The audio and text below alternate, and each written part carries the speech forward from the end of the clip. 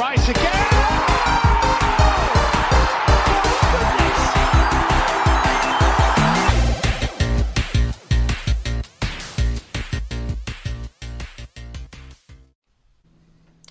Victor Gyökeres now has 3 goals in 4 games, which is great and all, but he hasn't achieved the important stats, such as runs into the final third and runs off the ball. And that is the mark of a truly great transfer. This is not that kind of Gooner, an Arsenal podcast, and we're coming to you after Arsenal's pretty comprehensive 3-0 win at home to Ange Postecoglou's Nottingham Forest. We will maybe talk about the dynamics kind of in there internally with Forest. But it was a really enjoyable game. Had a lot of fun watching that. Can't wait to get into it.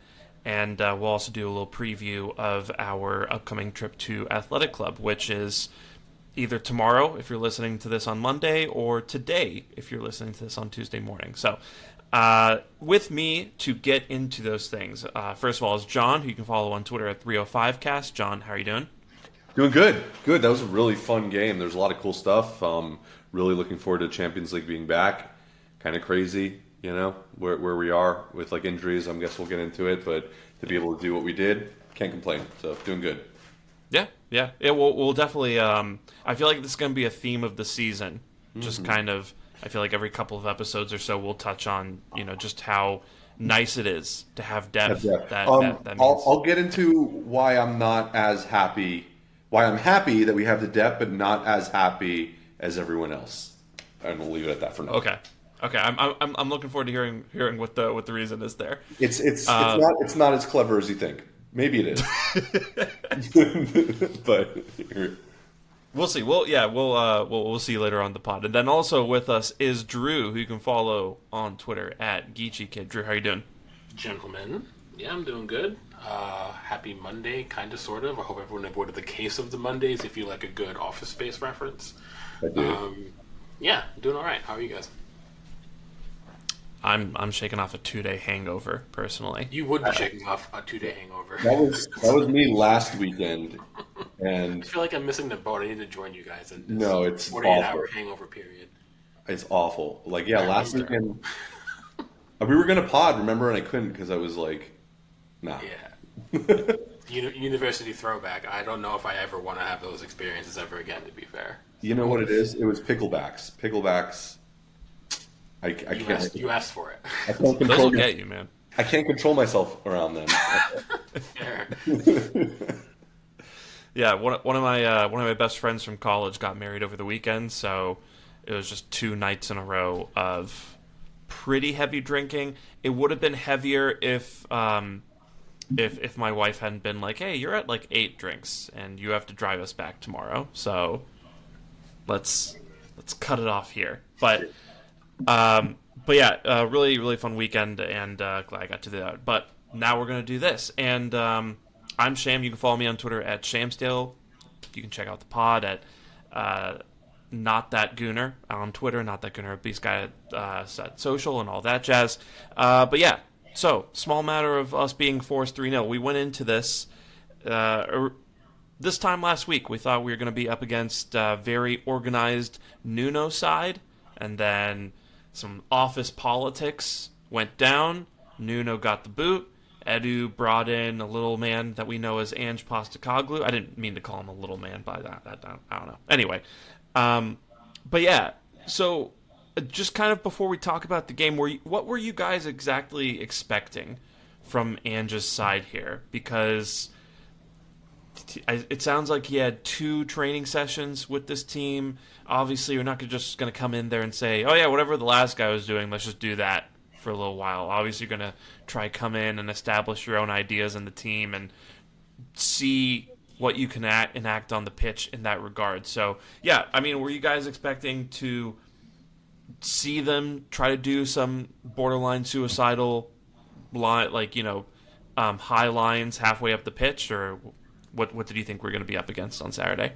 No, I don't think any manager can come in and, you know, unless you're coming into a certain level of club, can expect a result, you know, away at Arsenal. Obviously, there's some bias in there for me, of course, but yeah, I mean, jokes aside, Ange isn't a bad manager, and I think he gets probably a pretty bad rap for certain things. But Elliot Anderson came out in the post match and talked about how the players responded well to him so far. But yes, he's only had a few sessions. It takes time to bring your ideas in. He'll be very different than Nuno as well in terms of what he expects from players, how he'll set them up, and it's hard to really enact change in 48 hours, 72 hours, or however long he was there for before the match. So I think for him, if you asked him, even if we only won like 1-0, he may have been more happy with that. 3-0, I think we deserved.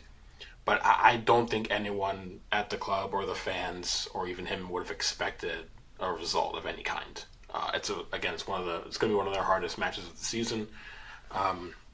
So it came at a good time for us, of course. Like we benefited from it, but I think long term Forest will be okay. I don't think you can really gauge much from his debut for them. It's going to take him time. It takes anybody time. Look at the Man United still don't have a system, and Emram's been there for however long.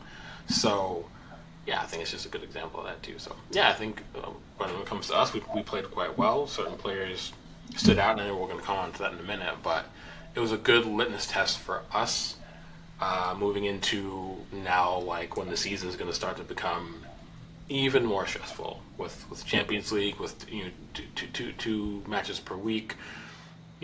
Residual fitness issues we keep having to deal with. So I'm happy we got the 3 points. Kind of all that mattered. But going into what could potentially be a tricky opening group stage match, I think we benefited from the how Forest were basically shaken to their core, like relatively, not that far before we played them. So Yeah. I agree with the assessment of Ange. I honestly think he's a better manager than maybe his reputation is right now.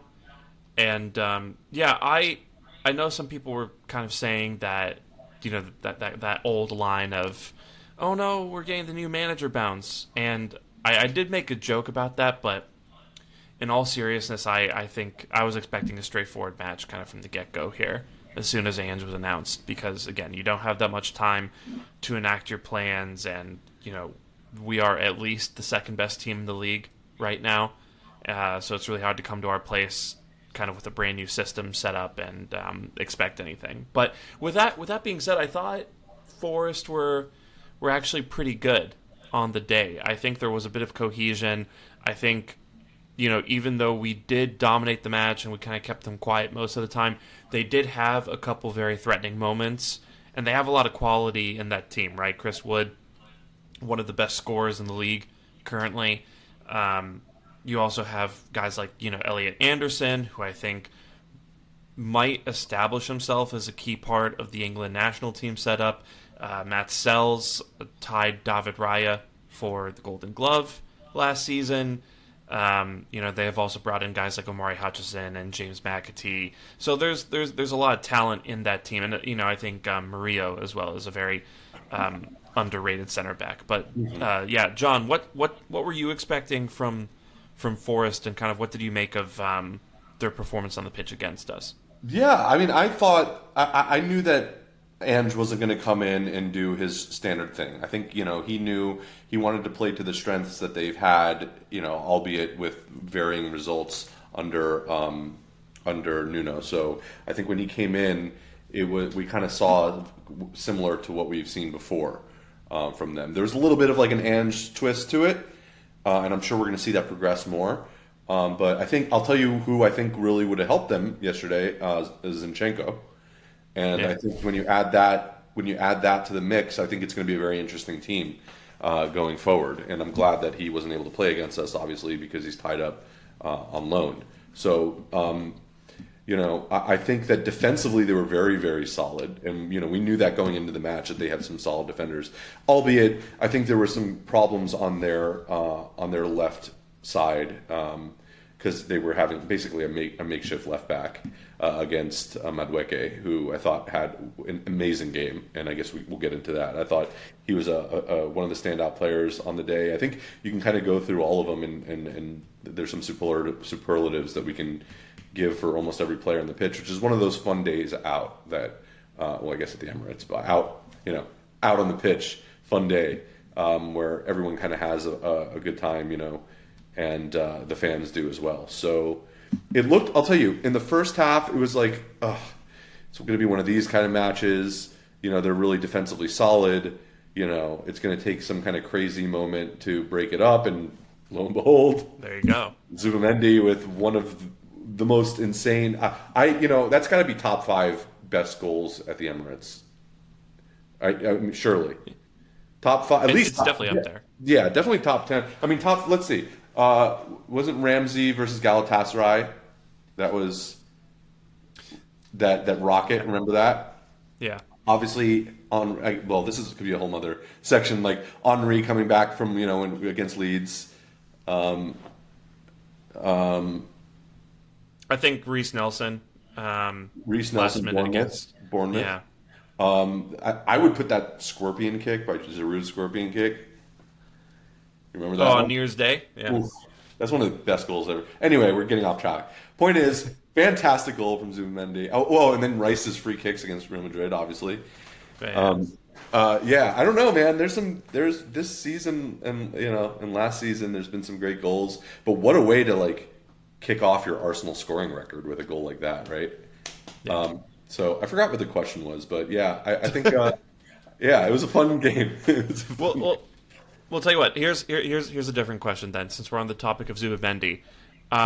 Do you think, obviously he scored a brace in this match. Like you said, ridiculous volley from the corner to put us up 1-0, and then a header at the end. I think he jumped over Nico Williams. That kind of sealed the deal.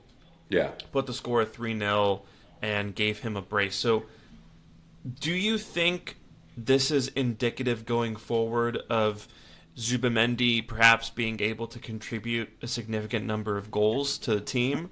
Or do you think this is just something of a fluke moving forward? And yeah, that's a great question. I think it's interesting to kind of look at it from the lens of what is Arteta going to want him to do going forward. I think, and not when I say him, it's not just Zubimendi. I think it's all of our players. I think there's what we've been kind of crying out for is this impetus to get the ball towards the net, right? And I think that Arsenal, especially in the last couple seasons, have been criticized, rightly so, for being a little timid in front of goal, not going for it when they have the opportunity. There are exceptions to that, but I think generally speaking, and I'm really looking at players like Odegaard, as a good example of a player that you would like to shoot more, and you look at these talented technical players like Declan Rice and now Zubimendi, and you're like, just shoot more, right? But I don't know if this is something that's by design or it was just the ball came to him and he just hit it right, and he's just a good player, right? I don't think that. I think it was a reaction. It's obviously not something that was planned. And Gyökeres was in the post match was interviewed, and he's like, it's not like I've never seen him do that in training. That's what he said. So it was like, okay, so this isn't something they worked on. It was just some kind of moment of brilliance. And but with that being said, I think that Per Mertesacker always talked about automatisms and stuff, and that was always something that we used to talk about, Drew. Remember back in the day when we were on Tom's podcast about how important it is to kind of get that free flowing jazz, being able to work off each other kind of vibe with players, and that takes time to build, especially creative attacking players. So I think once you get a player like Zubimendi, who is a DM by trade, it's going to take a little bit to get him to break this history that he really that he has of not going for goal, because that hasn't really been his role historically in any of the clubs that he's played at or in his position. So to answer your question, kind of bring it around, I don't really think we're going to see a prolific goal scorer in Zubimendi. I hope I'm wrong. That'd be great. But I think that we're going to see every player try to score more. And I think that's something that we've been asking for, and it's clearly something that hopefully is being worked on by Arteta. I have to agree with John. I didn't know. I was going to say, I think Zubimendi has 10 goals in 236 appearances for Real Sociedad before he came here. So he's not known for goals. Last season he only had 2 for Sociedad. And he's never scored twice in the same game. Yeah. And his career high in the season was 4 goals 2 seasons ago. So no, I don't think that we'll ever expect it. What it does show, though, and this is kind of it's almost happened with Rice now as well. When you know that they are at least capable of it, even if it doesn't happen often, that gives the opposition something they have to plan for, which is another thing that we've talked about previously in the past, where if you can find multiple ways to get chances on goal, it makes you harder to defend against. So yes, even though we might not see another Zubimendi goal all season, he might have capped out, still opposition will know this is what he's capable of, not just from outside the box, but also inside the box with that little header, which is completely unexpected. I don't know if he's ever scored a goal like that. I'd have to ask Tom if Tom was here. Tom would know way better than I do because he follows La Liga more than I do. But I also just kind of want to know who got the Farmer's Almanac from Back to the Future to predict those goals, because there were like 30 players that double captain him in Fantasy Premier League, and then he went and scored twice. So I want to know who has some sort of future vision to know if we're going to get more goals from him as well. That'd be also really nice. But no, I agree with John, overall in terms of what we can expect, but I also do think, again, it's another kind of cog in our wheel that is just going to make us that much harder to tackle with, and especially moving into, City next weekend, that's a dynamic that hopefully we can kind of lean into just a little bit more. Yeah, it's I think it's just really interesting. I don't think Zubimendi is going to obviously go on to kind of put up like Odegaard numbers from a couple seasons ago, or kind of match what Rice is going to do, but it does show that it's another player, like you guys have said, that it's another player that you're going to be able to get goal contributions out of on the pitch, and that's something that the opposition is going to have to honor moving forward now. So if you see Zubimendi sitting on the edge of the box during corners, now someone has to kind of keep an eye on him, maybe come out to him, if it looks like the ball is going to come out of the box, and make sure that he doesn't do that to them.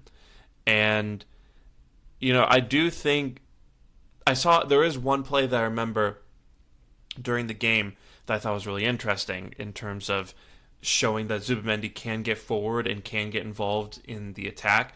And that was, we were building out, I think it was Mosquera who had the ball, and Zubimendi, instead of dropping in to provide a passing option, kind of sat behind Morgan Gibbs-White in coverage. And so instead, Mosquera had to play the ball out to Timber, and then Timber and Madueke did a little 1-2 on the right flank, and they played Zubimendi in to a bunch of space in the right half space, and eventually laid the ball off to Eze, who had space in the penalty area. So unfortunately, I don't think Eze's first touch was great, and therefore he ended up taking a shot that was blocked, and the move didn't result in a goal. But I think just that little moment shows that Zubimendi isn't just a guy who's going to sit in front of the back four for 90 minutes a game. He's going to get involved. And obviously we've seen him play some switches and some line-breaking passes as well. So, I think it's just, if anything, it's just very demonstrative of how much talent Zubimendi has. And I think that's a really exciting thing. Another thing in this game that I found really exciting, I'm sure you guys are going to agree as well, is just kind of the dynamics between our front three of Madueke, Gyökeres, and Eze. So, Drew, I'll go to you first here. What did you make of that front three? And, just kind of what did they bring to this match that perhaps we haven't seen for a while from an Arsenal attacking setup? Real balance. And I think with Madueke, we talked about it on previous pods. I'm sure we'll talk about it again. He was arguably our most consistent offensive threat, at least in the first half. His ability to drive into the box, to beat his man, it offers a different tactical perspective, because not that Saka can't do that, but when Saka beats his man, his instinct is to beat his man and then kind of tuck in because he's on his left foot to have a chance to go. But Madueke, when he's on the right, his whole wiring is to beat his man to get into the box to turn creator, and that offers something different in those moments. And against certain opposition, you almost want that. It also shows that we have a good problem that I don't think any of us now have any sort of worries about if he has to come in and start if Saka's not fit, or if he needs a rest, or even to play him on the left, that he can contribute. And he's also settled quite quickly. His performance against Forest is far better than it was when he made his debut. and you can see how quickly he's settled in. He seems comfortable. He understands the players around him. And when it comes to Gyökeres, jokes aside about him wearing jeans, quote unquote, but I feel like, again, we also talked about this, where we knew what we were getting. If he gets into the box and you pick him out in the box, he's going to score. And that's exactly what happened for the goal that he scored. He made that run that we also often weren't getting from center forwards in the past. Just because, he wants to get forward, right? And as much as I love Kai Havertz, and we all appreciate Kai Havertz, like sometimes he'll drop deeper. And that run won't even be made available unless someone else is making it. But Gyökeres is always so hardwired to be a consistent threat in and around the box that again, it creates space to do things like what Eze did with the assist, or he can kind of be a little bit more creative in the pocket if Odegaard is there, same thing. It allowed Nwaneri more space to also operate. I think Nwaneri actually had a really good game when he came on for Odegaard, and I think having a player like Gyökeres there allows him more space to be more free when he is on the ball, which is important. And when it comes to Eze, I think you saw exactly what he's capable of. Again, a really incisive move, an inch perfect pass and cross fits a goal for Gyökeres. Again, it shows that attacking intent, right? But the ability to make decisions, which is what we've been kind of lamenting about Martinelli in the past. I know I'm going to hand it off to John for that one after I'm done here, because I know John wants to go ahead and pick up the baton. But yeah, it just shows the key difference. Because if it was Martinelli, we don't know if he would have gotten that far deep into the final third, and then all of a sudden, and then slip and fall, breaks on, cut back, passed it backwards. Maybe he slip and fall the ball and kind of dribble out on the end line. But yeah, Eze also again shows those extra like 2, 3, 4, 5% points that often make the difference between an attacking move failing or an attacking move ending up in a goal. And when you add those, the number crunch those things together, it shows that I think we'll just be, as we continue to grow as a unit, I think we'll see it all pay dividends to maybe in a way that we didn't even expect. Yeah, I think, I 100% agree with what you said about the balance. Everything else you said as well, but the balance thing I think is really what hit me about that front three, where you have Eze, who isn't the speediest player, but he kind of glides past players because of his skill, and you saw with the Gyökeres goal just what amazing creative talent he has. That ball was launched 50 yards over to him. He let it bounce over him, and then just with one touch, passed it perfectly across the goal into Gyökeres' stride to give him an empty net to hit the ball into, which I think was just, incredible. And then you have Madueke, who is just driving. He's the player that Thierry Henry wanted in that little video of him on the touchline back when he was coaching Toronto, I think. Where he's just like saying on the touchdown, saying drive. That's the Henry player. Madueke is going at Morato, I think, to start the match, and Morato was in all 7 layers of hell up against him, and he created 5 chances in the match, which I don't think any player topped this weekend in the Premier League. So he was great as well. Really unlucky to not walk away from the match with a tangible goal contribution, but he was tremendous. And, I think Gyökeres really brings it together and serves as a spearhead for those two, because you have Madueke and Eze, when they get the ball in certain positions, they know where they're trying to funnel it into if they don't have a scoring opportunity themselves. And, I think there was one play during the match that really summed up just what good natural chemistry these three have, which is, Eze gets the ball around the halfway line, gets past Elliot Anderson with a bit of skill, then slides it over to Gyökeres and kind of makes his way into the penalty area. Gyökeres then dribbles across the top of Forst's box. And I noticed that the defenders kind of sat off of him a little bit because they, like I did when I first saw this, they thought he was probably going to try to shoot from there, because that's the kind of player he is. He just wants to put the ball in the back of the net. But he dribbles across the top of the box, lays it off to Madueke, and then makes an overlapping run around Madueke to his right. And in the meantime, you've got defenders sitting off Madueke a little bit because you don't want to jump in and give Madueke the chance to beat you, 7-8 yards from your own goal. So Madueke has that space and time, and then he just lays it off to Gyökeres once he's completed the overlapping run, and then Gyökeres, it's a tight angle, but he fires a shot and it just glances off the post and goes out.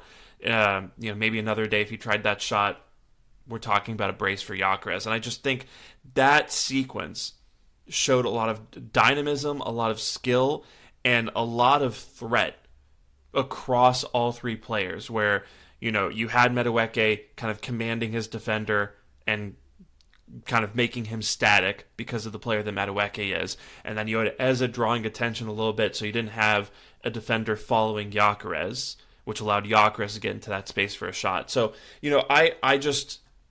I really enjoy that front three, and it kind of makes me wonder what we're going to do when Saka comes back. But John, I mean, do you want to add anything here in terms of what you saw from Madueke, Gyökeres, and Eza in terms of the balance? And if not, what do you do when Saka comes back? So I think the only thing I would just add is, that left-hand side looks so good now. I mean, all of our attacks started going down there, and it's great to see that. I've been crying for that for seasons now. And then on the right, what a tenacious player he is. And he's just a volume player. He'll just keep going. Madueke is. So he'll just keep going and going and going. He just doesn't stop. And he's granted, I would like to see him do it up against a legitimate left back. And if he could still do that, that'd be great. Because I think that's still, we have to keep it in context. But to the follow-up question about Saka, I mean, Saka is the main man at this football club. He, as great as Madueke was, he's not going to be starting over Saka, in any game where you absolutely need a win. Although, as I say that, I'm thinking maybe there's cases where there's certain things that Madueke could do that would maybe be beneficial or better, and they'll know, like, if they have a defender that's extremely difficult. That struggles to deal with direct, athletic players, you may want to put Madueke on instead of Saka. But then again, Saka can handle that too, because he could be very direct and physical when he needs to be. So I think ultimately Saka is going to be the one that gets the starts. Like, as great as Madueke was, Saka is the guy. So, but what's interesting is what really sucked about the injury, besides obviously losing our best attacking player, is that I really wanted to see the relationship between Saka and Gyökeres develop. I thought that would be really, really interesting, and because I always imagined back in last season, for example, when you had those little triangles between Ben White overlapping and then Saka dropping in to the corner of the box, that area, and then Odegaard doing his little thing right there, and then just imagining having Gyökeres making runs or just being a presence in that area to get the ball to, or dragging defenders around, making space, really made me excited to see that. So, that's part of the deal with injuries, unfortunately, and there's other parts of the deal with injuries that I think I don't think have been talked about very much, and that's kind of like a hint at why I'm not as happy with the depth. It's a weird way to say it, but yeah. So, tell you what. What about the depth is concerning you? Because injuries, unfortunately, were, again, a talking point in this game. We had Odegaard go down the 7th minute with a re-aggravation of his shoulder injury, and Nwaneri stepped in. So is that where you're hinting at here? No. It's kind of weirder than that. So I think we had a plan going into the season. I imagine that Arteta, obviously, leaving it open to seeing how the team progresses and trains and the kind of interplay that develops over the course of a season. But I think he looks at each game, as with his coaches and everything like that. He's keeping an eye on training, and he has a kind of an idea of who's going to be good for what positions or what games, or how it's obviously like an ongoing dialogue about like how he wants to rotate players and stuff like that. And when you have this many first team players, there's no way that we could have anticipated or had the expectation that that was going to happen. So so they had to switch things around now, and you're getting players that are playing a lot more minutes than they probably would have prior. And there's, I think, pros and cons to that. The pros to that are obviously that it shows our depth.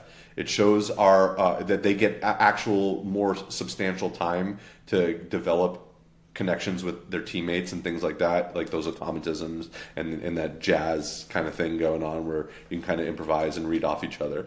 All that's good, but in terms of like physical load now, I think we were kind of I think it's a negative, because if we have our backup players, or quote B squad, although that's not how Arteta looks at them. If you have them on the bench and coming in only to make impacts here and there, it's less of a chance of them getting injured later on down the road. They're going to be fresher and to make those impacts, right? So what ends up happening now, even though the depth is great, is you have a player that comes in, is playing more than anticipated, and then now you have the main player that was injured. Like I'll stop speaking generally and talk like specifics. All right, so Saka is probably, we can all agree, he would be playing and starting most of the games while he's fit, right? We'd all agree with that. Okay, so because of that happening, the pros of that are he gets to gel with players like Odegaard and Gyökeres, and then it allows like your Madueke and those kind of players to come in and make an impact. Now Saka's out, so those players need to take over. They need to play longer. So their effectiveness, I think, as impact players later on down the road, which was initially probably the plan, is going to be potentially diminished because they're having to do so much work now. And then at the same token, when Saka does come back, it's then you have to integrate him back into the squad, and then there's going to be like kind of like an awkwardness in how you approach that. And so I'm not saying I think on balance, obviously the depth is an amazing thing, but it's still extremely unfortunate, and I'm still upset that we have to have these players play as much as they are having to play. I imagine that the plan was different and we had to pivot. And I kind of wish, and it sucks because unfortunately that's just how it is being an Arsenal fan. I just want Arteta's plan to go right from the beginning of the season and not like horrifically wrong like it is now. Luckily, we're still coming away with the points and still playing well. But I wanted to see the plan, like this big summer, and then like see how he intended to effectuate it. And it probably wasn't like this, let's be real. So I wanted to know what it was like. I see where you're coming from. I think for me, I wonder if maybe this was the plan, and not necessarily for Saka to get injured and Havertz get injured and all that, but I wonder if the plan was just beef up the squad, sign a player who can replicate Saka very well, sign multiple people who can play on the left wing, sign a striker who can compete with Havertz, so that, at the end of the day, if things do go wrong, they can only go so wrong. Yeah, you're right. And I think there's a difference in that is 100% the plan. And what the plan I'm talking about was how often these players are playing and when. And how many of them are playing because of all the injuries that just started coming one after another. That's not the plan. We did not I think in a general sense we planned for injuries by getting like for like players and having a bigger squad. 100%. That's the benefit, the positive part of the depth that we have. The negative part is that it's showing that the negative part is just it's having to happen on such a big scale that was not anticipated, and it's kind of weird to say that, right? Because Obviously, they anticipated people getting injured, which is why you have this big squad. Like that's why we did what we did. But I can't imagine a world where we anticipated Saliba, Havertz, Odegaard, Saka, Ben White, all these people injured like at the same time. This early on, that cannot be something that we anticipated. Like we planned for it in the same sense that like you plan for a bad scenario, but you don't anticipate that bad scenario happening. You hope that it doesn't. But the luck that we have is that's the negative part for me. The luck that we have is forcing a different timeline of integrating these players than I think ideally and optimally Arteta would have liked.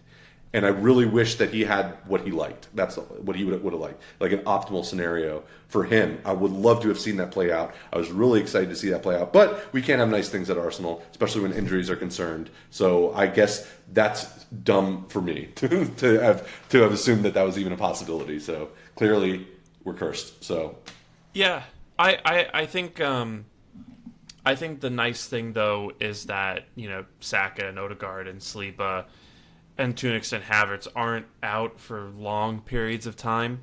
Mm-hmm. And it sounds like White's current issue is minor, although I do want to talk about him later on. But so in that regard, it's not like we're going to have guys like Madueke and Gyökeres playing full 90s week in, week out for several months, which is nice. And also we're kind of using Marino to close out games as well.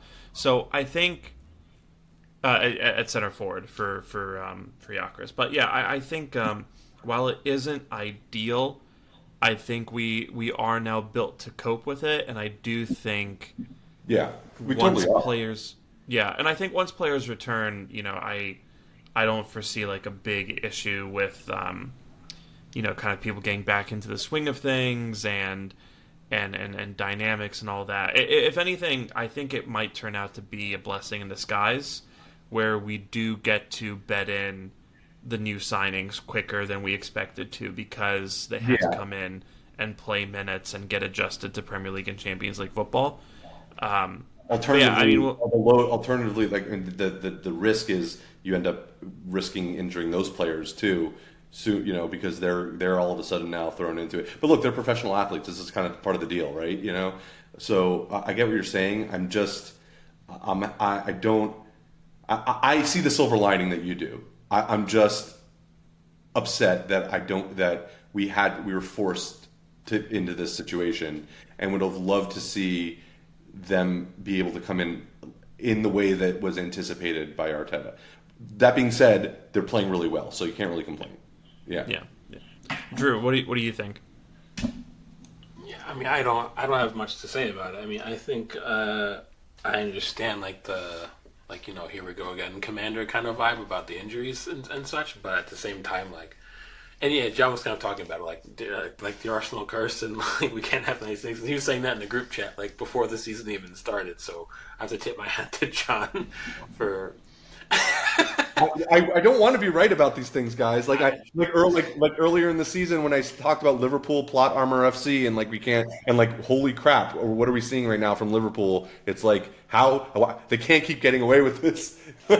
No, hopefully they don't. But I mean, again, I understand. I don't want to be right about these things. Is what I'm saying. No, I get it. And we forgot to even mention that Nørgaard is still also out as well. So there's another one to add kind of to the list. But at the same time, when you build your squad in the right way, and I say that in the right way because when you compare someone like us to a Chelsea who have just stockpiled munitions for munitions' sake and there's no clear direction, it's different.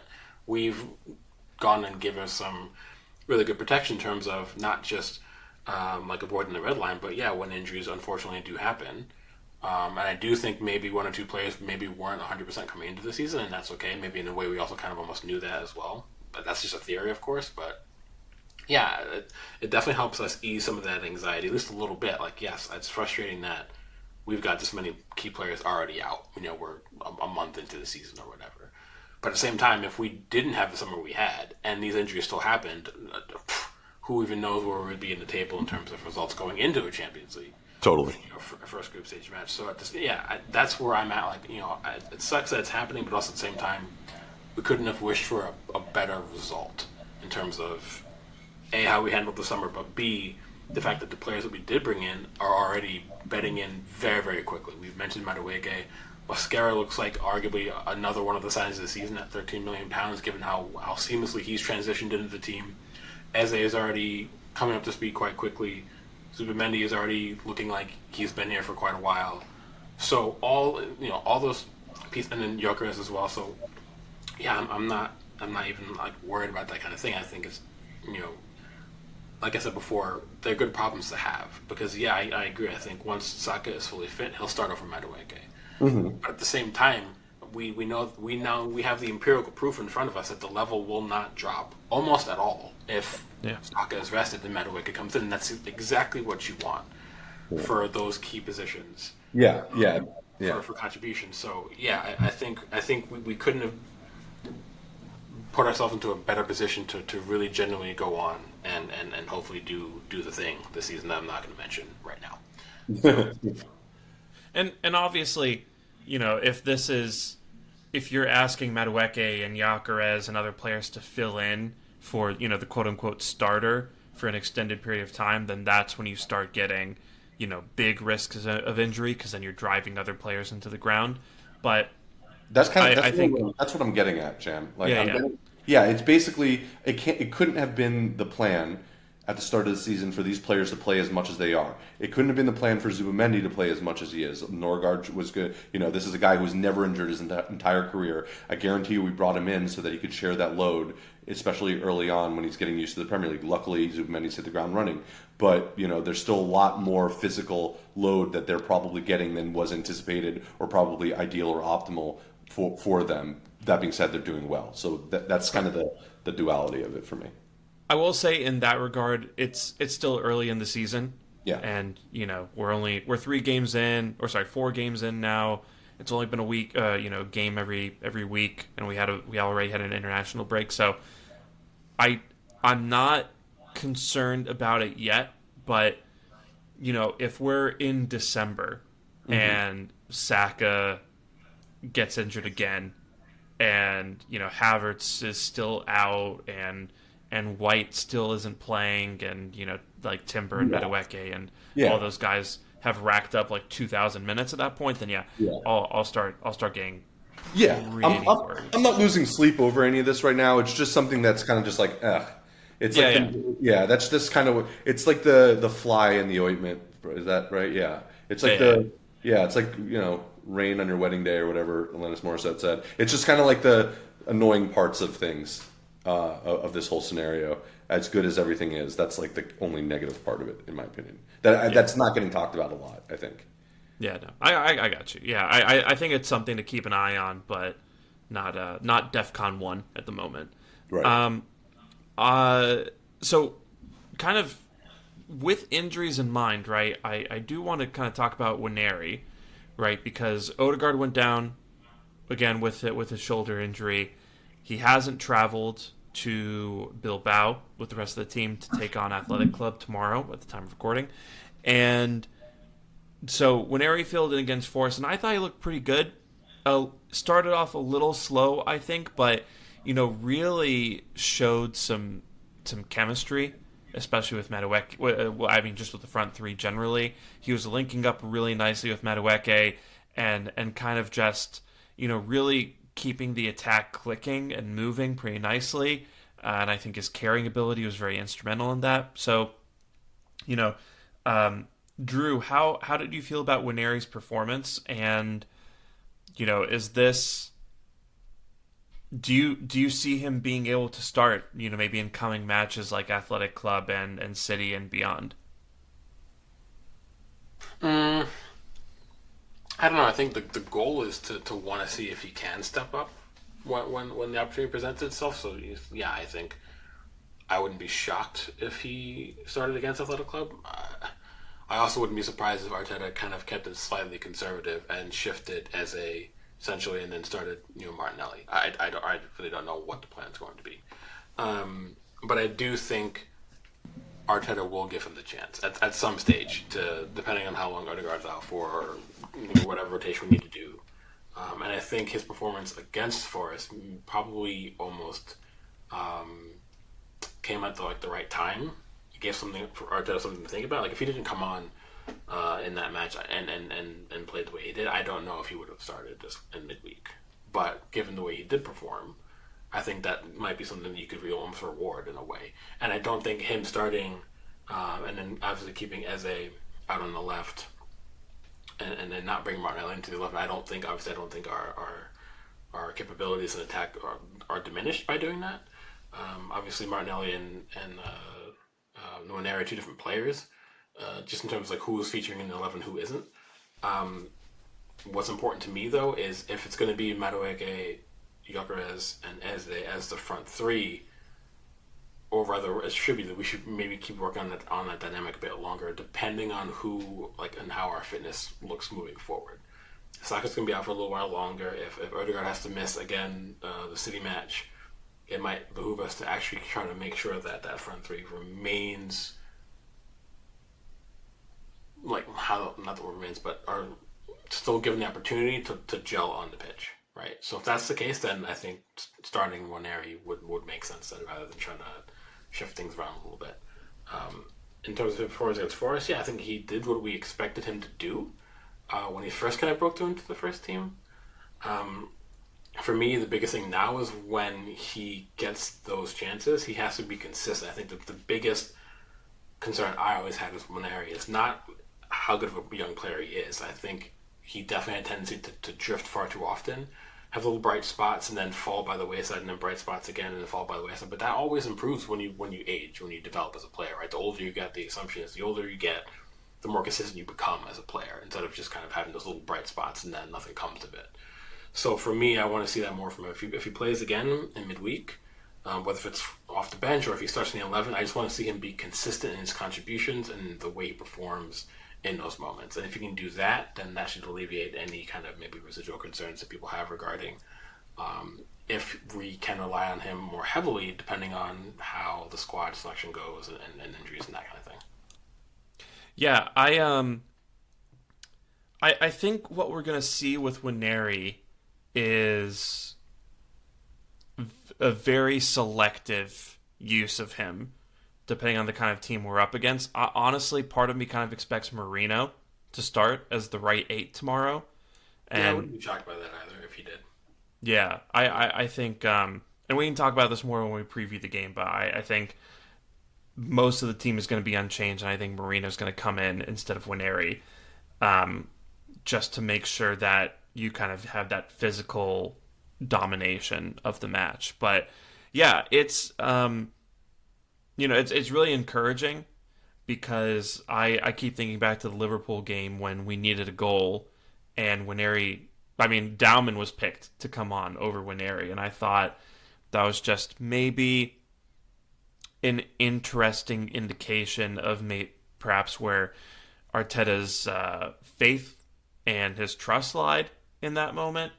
But yeah, it was really encouraging to see Nwaneri immediately get the nod early in the match to come on for the captain, and I think he repaid that faith.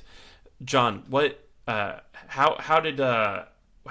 you make of Nwaneri's performance against Forest, and do you agree with Drew here in terms of how the usage we might see from him during Odegaard's absence? Yeah, I think that I don't know if he'll get every start. Like you said, I think that we'll see some rotation between him and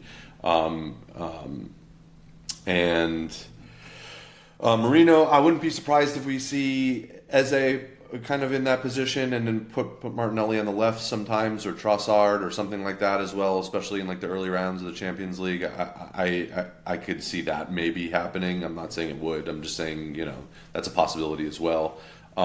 In terms of what he actually did, I thought he deputized that position pretty well. I'm gonna say about Odegaard. I love Odegaard. I'm gonna preface it by saying I love Odegaard. But I do think he can be a little too cerebral sometimes for his own good. Sometimes it produces some of the most magical moments, that the team has. Oftentimes it does. But there are cases where it's kind of that Theo Walcott effect, where he overthinks things sometimes, and it either breaks an attack down or slows it down, or or whatever. I'm not going to assume to know more than Odegaard does. Like, I'm guessing in that moment, there's probably a reason why he did what he did. But, you know, seeing it from the vantage point, like on TV or in person, you know, it does frustrate me with him sometimes. And I think with Nwaneri, I think that fear is a little bit less because of his age, because of kind of what he's trying to prove, because of all that stuff. I think he doesn't play it as safe as Odegaard does sometimes. And I think this Forest game was an example of that. It was almost a breath of fresh air to see that kind of attacking style play, which it wasn't really an Odegaard impression. It was Nwaneri showing that he can do a job, and it was a very disciplined job that he did, way past his age. It did not look like that. That young kid out there. It looked like a very seasoned player that was making right decisions, and that was body movement, body positioning, getting the ball to the right players and the right foot with the right pace in certain areas, going and doing his defensive work, doing pressing work. He was doing it all. So I that's very promising for him. I know before the season started, and even last season, before the last season started, I said we need an Odegaard backup, and I got I was on a group chat, and I got everybody go, we don't. And what happens? Odegaard gets injured, and we really did not have an answer for that. And I don't think Nwaneri got the chances to actually make that role work for him last season when Odegaard did get injured. And I think it was probably for the best that maybe he wasn't ready for it, and now Arteta feels that he is. You look at the contract situation that he has now, and they put a lot of faith in him to do a job. And I think we're kind of seeing that.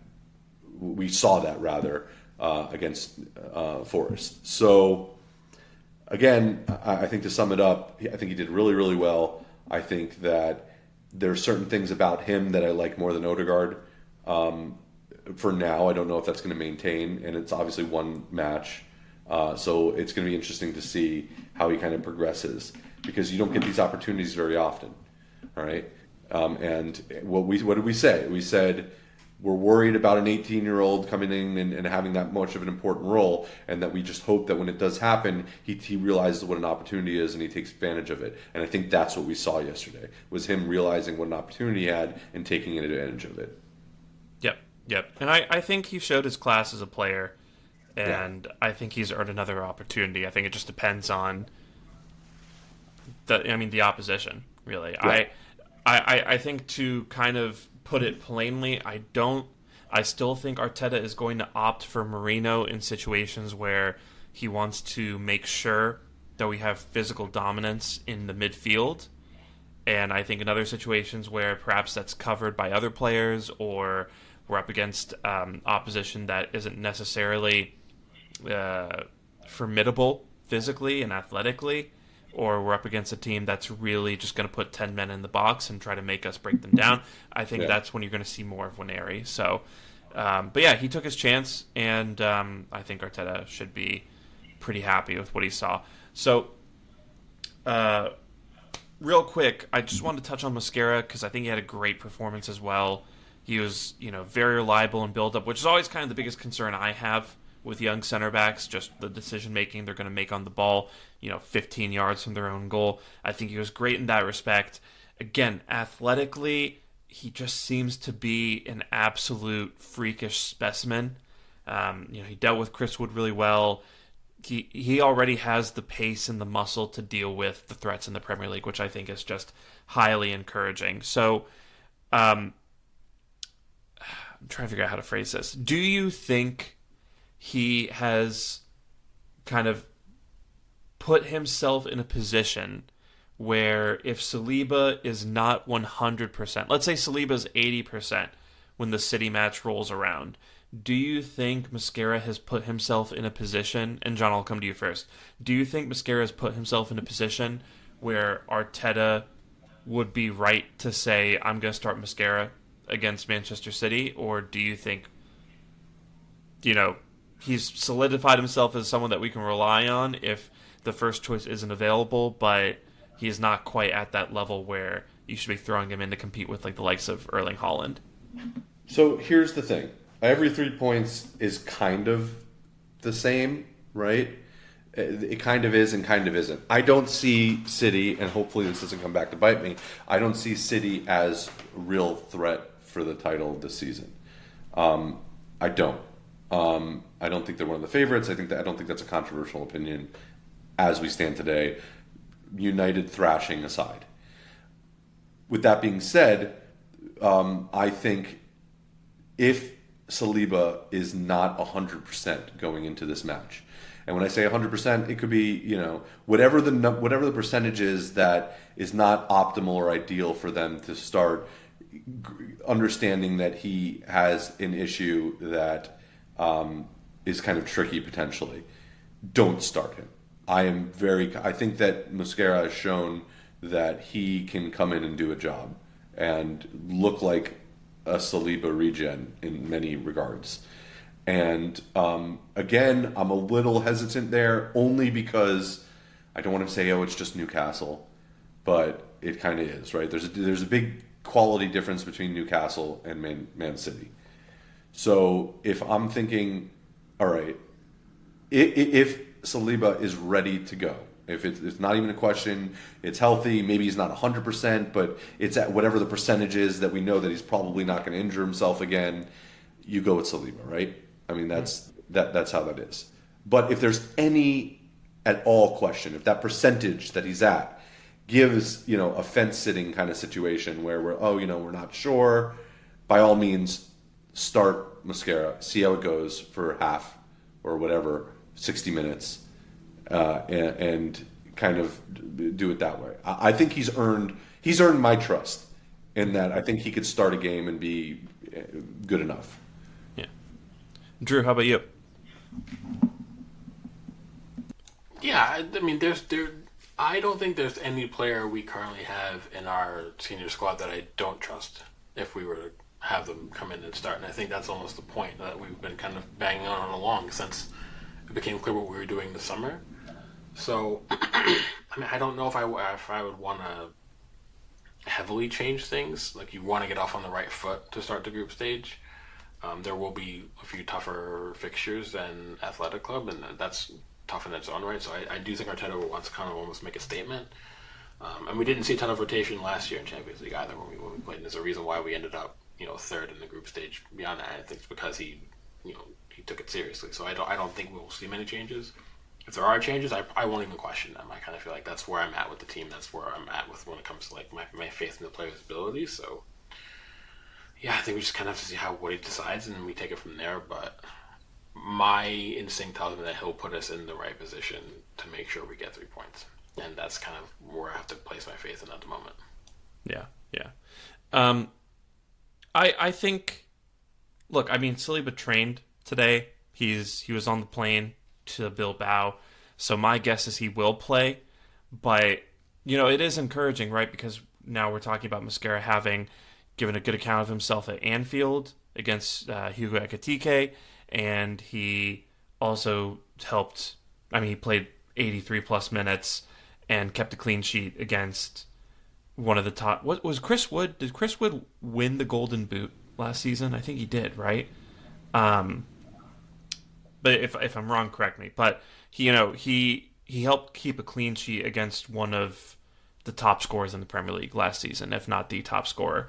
I don't remember off the top of my head right now. But yeah, I think he's been really impressive in his early days at Arsenal. I do think the time is coming when maybe you should sit him down for a little while, and that's why the timing of Saliba's return is nice, just because, again, this isn't a linear thing, and if you play Mosquera week in, week out against opposition, they start getting tape on him, they start sussing out his weaknesses, he starts, kind of losing stamina a little bit because of the minutes he's playing, so especially because he's a young player, I do think he's not always going to maintain this level of consistency. But yeah, I think moving forward, just knowing what he's capable of and having seen him fill in both at right back and center back, I think is highly encouraging. But yeah, Saliba trained today. One player who did not train today was Ben White. And, in White, we're talking about a player who missed almost all of last season through injury. And he's missed most of this current season already through injury. So, Drew, I want to come to you first here. Are you getting concerned about Ben White in terms of his reliability? I don't want to be, but I kind of am. Because it's not like he's at an age where he would have been dealing with like an inordinate amount of wear and tear. Do you know what I mean? So the fact that he's still like not even like really fully ready to come into the team and give us solid minutes is a concern. Obviously, I'm less concerned in the sense that we have so much cover that we can deal. But at the same time, it's a bit like it's a disappointment in the sense that I think we all took to Ben White quite well. I think when he was fully fit and on form, there's a reason why when Tuchel came in as England manager, he wanted to reopen the door for White to come back into the senior England team for a reason. Ben White is that good. So I think just from like a standpoint of missing out on a player who is of requisite quality, it's upsetting. Obviously, like you want him to be fit and involved, but at the same time, we've got the players that we do, so it's less of a detriment for us. It's disappointing because I feel like if it turns out that he cannot be relied on, that'll be an interesting test for like Arteta and Berta to consider especially if this season, if he still proves to be unreliable in terms of fitness, if he still struggles with injuries, then you have to ask yourself maybe, as Arsenal continues to be smarter in the market, both in how we buy and how we sell, do we move on from Ben White? Do we sell him? Maybe goes back to like a Brighton, or maybe he goes to a club slightly below the standard that we're at, and then we've proven to be good buyers. So then you go ahead and you reinvest. That's not a question for now, obviously. I wouldn't say maybe it's not so much concern as if he can't remain fit. It's just more of like it's disappointing because again, I struggle to count many times where he's featured in the team since he came into the club where he's been bad, where he's been poor on the pitch. There are not many moments. I think he was always at the very least you could count on Ben White for like a 7 out of 10 performance, 95% of the time, and that kind of consistency is hard to find. Especially in a right back, especially for a player who also transitioned from a team and a system that are very, very different from how Arsenal play, how his duties were almost the polar opposite in some respects. So I think that's the part I maybe missed the most, and that's the part I'm more concerned about. Can we even replicate that again through the market moving forward if we do kind of make a pass on him? But overall, I think it's just one of those things where sometimes an injury crops up in your career that you didn't expect, and then you just kind of have to deal with it. Yeah, it's I think I'm also getting to the point where I am a little concerned just because of it just feels like, it's one injury after the other, and considering White played, like every minute of every match in the championship under Marcelo Bielsa, who, is one of the most intense coaches in football. And he also played a ridiculous number of minutes under Arteta, primarily as a right back, who also demands a lot of his players. He's turning 28 soon. Just to see him picking up these repeated muscle and knee injuries is a little bit worrying. And I hope it doesn't come to it where we might have to move on from him, but the alarms are starting to go off for me. But yeah, John, how are you feeling about this? Yes, everything you guys said, 100%, I think is concerning with Ben White. I don't really know the extent of what's going on. Hopefully they're managing it well. But this is kind of what I was getting at earlier too, about like now, what is Timber going to play again on tomorrow and then again against City? Like that's a lot more than we probably would have wanted him to be playing at right back. I don't know. Maybe Mascara comes in on the right. I don't know. So yeah, it is concerning for me. Not just because of him being a great player, and I don't want to see another Arsenal player that doesn't fulfill their potential with the squad because of persistent injuries, but also because of the additional strain that it's putting on the people that have to cover for him. And that's kind of the yeah, we have great depth, but then we have great injuries too. Yeah, no, it's unfortunate, and yeah, I hope this is just a string of bad luck for White. Because we just got done with the Tomiyasu situation, so I don't want us to be right back in something similar. Yeah. So yeah, we'll see what happens. I'm pretty sure he made the bench for Forest, and the current news is that it's just a minor thing. So Good. Hopefully maybe he'll be back. Yeah, maybe he'll be back soon, and between Timber and Mosquera, they can take enough minutes off him where he can still contribute where we really need him to. Yeah. All right, real quick before we get out of here. Tomorrow, first match of the Champions League season. Hell yeah. We're going away to Athletic Club, who are currently 5th in the La Liga table. They just lost 1-0 to Alaves, who I'm unfamiliar with. But, yeah, I don't think it's going to be the toughest match we play this season. But, it is an away game in the Champions League. So, John, what are you expecting from Athletic Club, and what lineup do you think we're going to go with? I don't think we're going to see like a park the bus kind of situation from Athletic. I think they're going to go at us, and I think I like that. I really think that this is a kind of match where someone like Gyökeres is going to be able to bully defenders, maybe in a way that he's not going to be able to do against like against Nottingham Forest. Certainly not against like Liverpool. So I'm really kind of excited to see, I don't want to call him a flat track bully, but that's, because that's what a lot of pundits have said, and that's just it completely misses the mark about the quality that Gyökeres has. But he is a big, difficult striker to deal with, and so I'm really looking forward to seeing that particular matchup tomorrow. I think that. It's going to be a kind of a special occasion, especially with players like Eze hopefully getting a start. But I don't know if that'll happen. Maybe we'll see Martinelli come in, or Trossard, or something like that. This is a kind of chance to really show our depth, where we can have 3 games and 3 different starters, across 3 matches, and then still come away with a win, hopefully. So I'm looking forward to seeing some rotation, but I think this is a good opportunity. For us to, I think we need to make a statement that opening match, right? I think we do it in the Premier League, but we need to get in there, and we really need to, put our stamp on this group, so that, everyone kind of knows. They already know we're Arsenal, but I don't know. I want to see Gyökeres like beat up some La Liga defenders. That's kind of what I'm getting at. Yeah.